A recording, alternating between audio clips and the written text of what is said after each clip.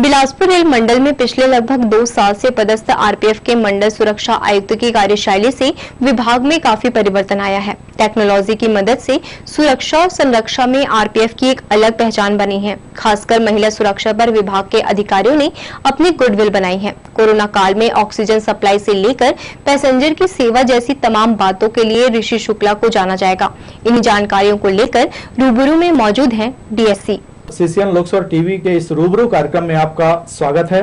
हमेशा की तरह आज हमारे साथ मेहमान के रूप में उपस्थित हैं ऋषि कुमार शुक्ला, जो कि मंडल सुरक्षा आयुक्त हैं आरपीएफ में बिलासपुर में। आइए हम उनसे चर्चा करेंगे। आप हैं शुक्ला साहब। जी नमस्कार। जैसे कि आरपीएफ के बारे में लोगों की धारणा पहले से बनी हुई है कि एक ऐसा डिपार्टमेंट जो ट्रेनों में सुरक्षा के नाम पर मौजूद जरूर रहता है, मगर उसकी जो एक्टिविटीज हैं वो लोगों को तकलीफ देती हैं। हालांकि ये काफी समय पुरानी बातें हैं, समय के साथ साथ काफी परिवर्तन आए हैं और परिवर्तन अब बिलासपुर रेल मंडल में इतना जबरदस्त दिखाई देने लगा है कि जिस तरह से युवा हैं शुक्ला साहब, तो इनकी पर्सनालिटी जैसी इनके काम में भी उनकी स्मार्टनेस झलकती है और यही कारण है कि आज आरपीएफ बिलासपुर में इनकी एक पहचान हो गई है और आरपीएफ की एक नाम हो गया है। बहुत सारी बातें करनी है हमको। सबसे पहले शुरुआत करते हैं कोविड को लेकर, क्योंकि इस समय पूरे विश्व में कोविड से लोग हलाकान हैं, तो स्वाभाविक है हर डिपार्टमेंट अपना अपना कुछ न कुछ योगदान दे रहा है। हम सीधे चलते हैं शुक्ला साहब के पास कि आरपीएफ इसमें किस तरह का योगदान दे रहा है, क्या उनकी भूमिका कोविड के मामले में बनती है या नहीं बनती है, हम आपसे जानेंगे। हमने कोविड में काफ़ी काम किए हैं। जो सबसे पहला हमारा काम है, हमने सब जगह हेल्प डेस्क खोले हैं बड़े बड़े जगहों पे। वहाँ पे हम अपने पैसेंजर्स जो आते हैं, जो दूसरे शहर से आते हैं, वो कई लोग जानना चाहते हैं यहाँ पे मेडिकल व्यवस्था कैसी है, तो उनको हम वहाँ पे कौन कौन हॉस्पिटल है, कौन कौन कंसर्निंग आदमी है, उनको कुछ हेल्प चाहिए रहती है कोविड रिलेटेड, तो उनको उसके बारे में हमारा हेल्प डेस्क बताता है। दूसरा, जो लॉकडाउन था उस समय काफ़ी सारे लोग ऐसे थे जो एक जगह ही ट्रैप हो गए थे, तो वैसे लोगों को आरपीएफ के जो मेस रहते हैं उससे हमने 7,000 से ज़्यादा लोगों को हमने खाना खिलाया। तीसरा, अभी कोविड स्पेशल चल रही है, जो कि सबसे बड़ी प्रायोरिटी है ऑक्सीजन एक्सप्रेस, जो एक जगह से दूसरे जगह तक ऑक्सीजन को ट्रांसपोर्ट कर रही है। उसमें आरपीएफ की एस्कॉर्टिंग रहती है और ये चीज़ इंश्योर करना कि जहाँ पे एक जगह से दूसरी जगह ऑक्सीजन की ज़रूरत है वहाँ पे अनइंटरप्टेड रूप से बिना किसी रोकथाम के तुरंत ऑक्सीजन मिले, तो वो चीज़ भी आरपीएफ कर रही है। ऋषि जी, ये बताएंगे जैसे कि जो स्पेशल ट्रेन चल रही हैं, ऑक्सीजन सप्लाई कर रही हैं, इसमें आपकी भूमिका किस तरह से बनती है? क्या ट्रेन को कोई रोक रहा है या कोई सामान छीन रहा है, ये किस तरह से आपकी भूमिका उसमें स्पेशल हो जाती है? अब ये सब ना हो इस कारण से आरपीएफ की भूमिका बनती है। कई बार जब ट्रेन एक जगह से दूसरी जगह जाती है तो उसमें काफ़ी अवरोध लग जाता है, चाहे सिग्नल फेलियर करना हो, चाहे ट्रेन को रोकना हो, रेल रोको करना हो, चाहे अगर ट्रेन कहीं पे रुक रही है तो ज़बरदस्ती कुछ आपराधिक तत्व उसको इंटरप्ट ना करें। इस कारण से लाइन को क्लियर करने में और उन ट्रेनों को एस्कॉर्ट करने में, ताकि इस प्रकार की गतिविधियां ना हो, हम लोग इंश्योर करते हैं कि ऑक्सीजन जहां पे जरूरत है वहां पे तुरंत पहुंचे। ये एक लोगों के मन में एक ये भी धारणा होती है कि जब ट्रेनें बंद हैं, पैसेंजर कम आ जा रहे हैं, तो आरपीएफ फिर इसमें क्या भूमिका निभा रहा है? तो क्या लगता है कि काम बढ़ा है इस कोविड काल में, या कि आपकी स्पेशलिटी वर्क बढ़ गई है? हमारा काम कोविड के समय भी निरंतर चल रहा है। इनफैक्ट कई जगह पे बहुत ज़्यादा हो गया है, क्योंकि ये चीज़ ज़रूर है कि ट्रेनों की संख्या कम हुई है, पर ट्रेनों में जो लोग जा रहे हैं वो बहुत मतलब इम्पॉर्टेंट है, तभी ट्रैवल कर रहे हैं और उनको सुरक्षा देना हमारी जिम्मेदारी है। कई सारे अगर ऐसी ट्रेनें रहती हैं जिसमें अगर कुछ कम लोग रहते हैं तो भी वहाँ पे मतलब यात्री अपराध होने की संभावना रहती है। तो हमारी वो जो आरपीएफ है वो इंश्योर कर रही है कि जो प्रॉपर्टी की वर्किंग हो, क्योंकि जो लोडिंग है, कोल लोडिंग से लेके जो प्रॉपर मालगाड़ियाँ हैं वो तो निरंतर चल रही हैं, वो तो उसमें तो कोई इफेक्ट नहीं आया, तो उसको सिक्योर करना आरपीएफ का काम। और यात्रियों के लिए भी ट्रेन कम होने के बावजूद सारी ट्रेनों में हम इंश्योर करा रहे हैं कि आरपीएफ की टीम भेजें, ताकि जो लोग ट्रैवल कर रहे हैं बहुत सेफली ट्रैवल करें। और कोविड प्रोटोकॉल का पालन भी आरपीएफ करा रही है, जो नया दायित्व उनको मिला है, ताकि संक्रमण ना हो। ये जैसा आपने बताया कि ह्यूमन ट्रैफिकिंग पे बहुत अच्छा काम हो रहा है, किस तरह का काम हो रहा है, क्या महसूस कर रहे हैं? हमारे डीजी आरपीएफ जो हैं उनके आदेश में हमने एक ह्यूमन ट्रैफिकिंग टीम बनाई है और वो डेडिकेटेड टीम हमारी 2 जगह पे है और वो पूरे ट्रेनों में घूम घूम के और इंटेलिजेंस कलेक्ट करती है कि कोई मानव तस्करी का केस ना आए। और इस प्रकार का एक अच्छा डिटेक्शन आरपीएफ बिलासपुर ने किया, जहाँ पे झारखंड से मानव तस्करी करके सूरत ले जाया जा रहा था। वो उस पे यहाँ पे केस भी बना जीआरपी में, और प्लस जो बच्चे थे उनको उनके माता पिता को सुपुर्द किया गया, और आगे सूरत में वहाँ पे पुलिस को बताया गया कि आपके यहाँ पे कुछ ऐसे बच्चों की तस्करी वहाँ पे हो रही है, तो आप लोग उसका ध्यान रखें। तो पूरा जो लॉजिस्टिकल नेटवर्क था उनका, झारखंड से चालू करके फिर ट्रेनों से ले जाके सूरत तक, उसको हमने क्रैक किया है। और इस प्रकार की और भी घटना हम लोग क्लोजली मॉनिटर कर रहे हैं, इंटेलिजेंस ले रहे हैं, और रेलवे के माध्यम से इस प्रकार का कोई गलत अपराध ना हो वो आरपीएफ सुनिश्चित कर रही है। ऋषि जी बताएंगे कि बहुत से लोगों को बहुत टेक्निकली चीजें होती हैं, वो पता नहीं होती कि जीआरपी का क्या काम होता है, आरपीएफ का क्या काम होता है। इन दोनों के अलावा बिलासपुर पुलिस बल आप लोगों को किस तरह से मदद करता है, तीनों को थोड़ा सा काम वर्क क्या क्या है अलग अलग। इसमें ये हिसाब है कि जो आरपीएफ है वो रेलवे प्रॉपर्टी की सुरक्षा के लिए और पैसेंजर की सुरक्षा के लिए, जो जीआरपी का मैंडेट है वो पैसेंजर ऑफेंसेस जो होते हैं, जो आईपीसी की धाराएं, सीआरपीसी की धाराएं रहती हैं, उसमें जीआरपी को पावर है।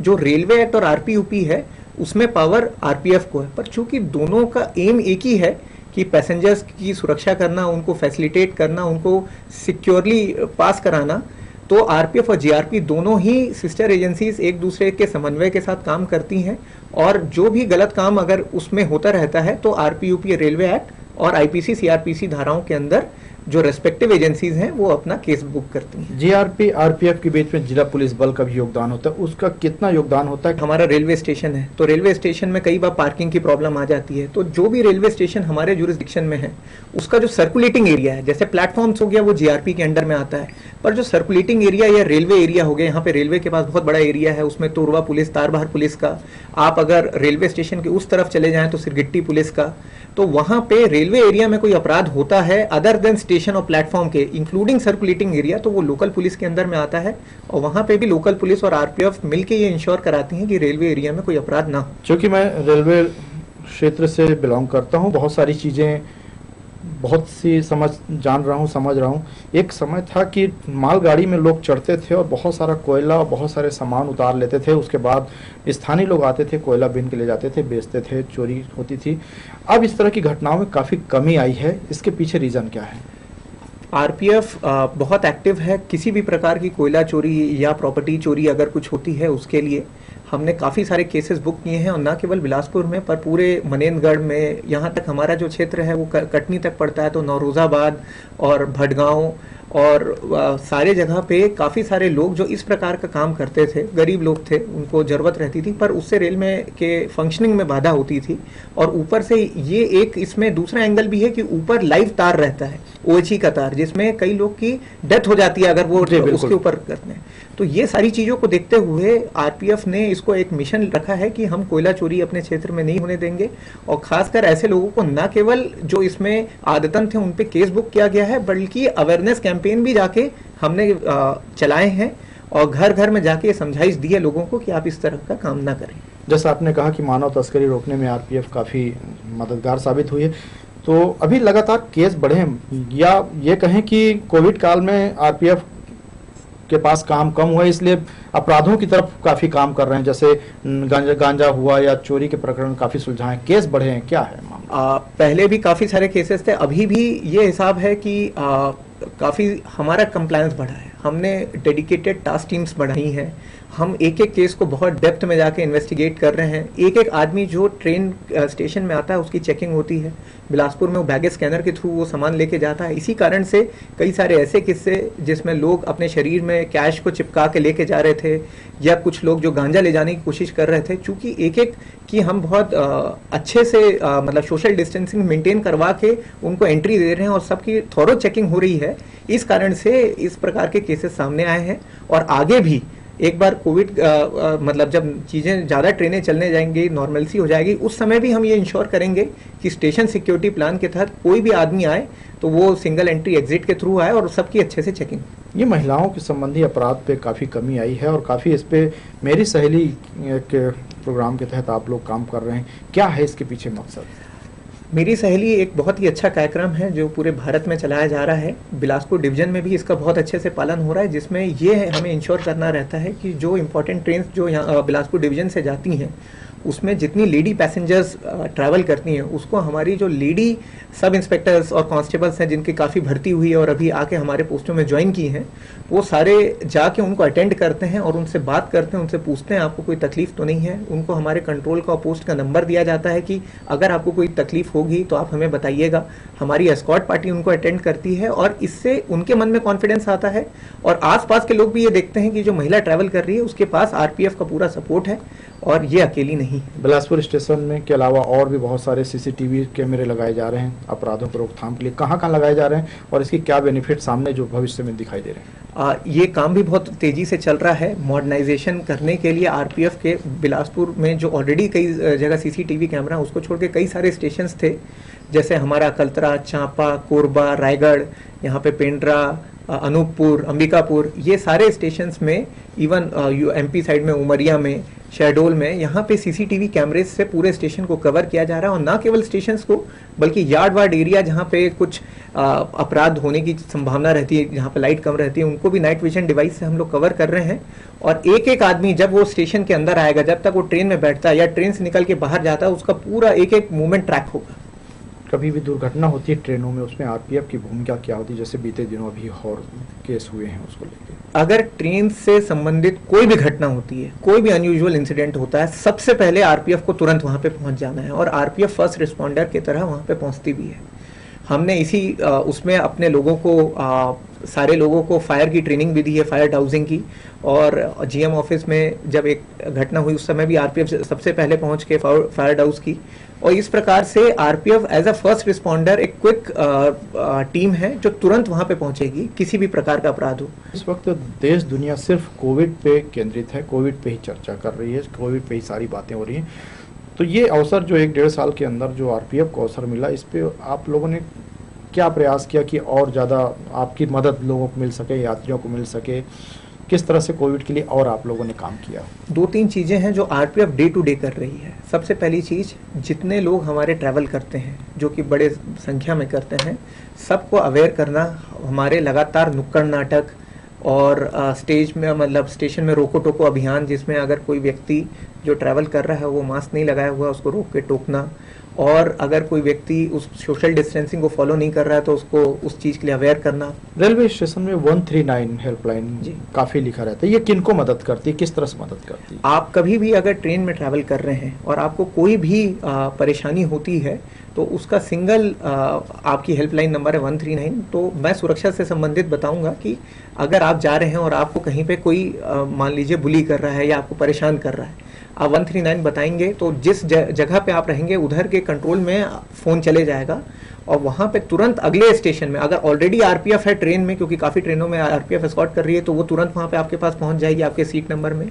नहीं तो अगले स्टेशन में जहाँ पे आरपीएफ है वो तुरंत वहाँ पे पहुँचेगी और अटेंड करेगी और वो इंश्योर करेगी कि जो आपको परेशान कर रहा है उसको मतलब उस पर प्रॉपर केस हो या तो आप दोनों के बीच में समझौता करें। जिस तरह से आपने बताया कि आरपीएफ के काफ़ी काम में सुधार आया है, मॉडर्न हुई है, लेकिन एक सामाजिक बुराई आज भी आरपीएफ के जवानों कर्मियों के साथ जुड़ी हुई है। शराब, जुआ और ये जो ब्याज में पैसे देना, इस मकर जाल में फंसा हुआ है। इससे बचाने के लिए अपने कर्मियों को, अपने साथियों को बचाने के लिए क्या प्लान आपके? बिलासपुर डिवीजन में जब से मैंने ज्वाइन किया है, इस प्रकार की अगर कोई घटना मेरे सामने आई तो अधिक मतलब लोगों को पे एक्शन भी हुआ है और हमने मासिव लेवल पे लोगों की काउंसलिंग भी की है। जहाँ तक कि अभी मेरा मानना है हमारे डिवीज़न में इस प्रकार की गतिविधियों में आरपीएफ स्टाफ इन्वॉल्व नहीं है और जैसे जैसे हमें पता चलता है उनको पहले वैसे तो हम काउंसलिंग करते हैं, पर कोई अगर नहीं सुधरता तो उसके खिलाफ मतलब फोर्स रूल्स के हिसाब से एक्शन भी लिया जाता है। आप सुन रहे थे ऋषि कुमार शुक्ला जी को, जो डीएससी हैं बिलासपुर आरपीएफ में। लगभग 2 साल हुए इन्हें आए हुए, लेकिन इनके काम से लोग आरपीएफ की छवि सुधारने की बात कर रहे हैं। हालांकि आगे और क्या होगा वो समय के ऊपर डिपेंड करता है, लेकिन इनके रहते जो आरपीएफ की छवि सुधरी है, जो लोगों में मनोबल बढ़ा है, जो काम में स्मार्टनेस आया है, उसकी चर्चा सब तरफ हो रही है। मैं इस रूबरू कार्यक्रम में इन्हीं शब्दों के साथ इजाज़त चाहूँगा और शुक्रिया अदा करूँगा ऋषि कुमार शुक्ला जी का, जो आप हमारे स्टूडियो में आए और बहुत सारी जानकारियाँ रेलवे और अपराध से संबंधित कोविड काल में जो इन्होंने काम किया, लोगों की मदद की, वो सारी चीज़ें हम अपने दर्शकों तक पहुँचाएँ। नमस्कार।